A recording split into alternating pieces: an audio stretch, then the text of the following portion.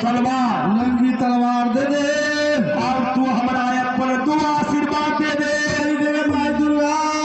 और तू हमारा दहिना में तैयार हो जाओ खाना पर जाके 1400 फौज के सर काट के ले आए तेरा चरण में हमारा चरण में चढ़ा देबो जाओ। वही समय माता दुर्गा वीर चौहान महाराज के कहियो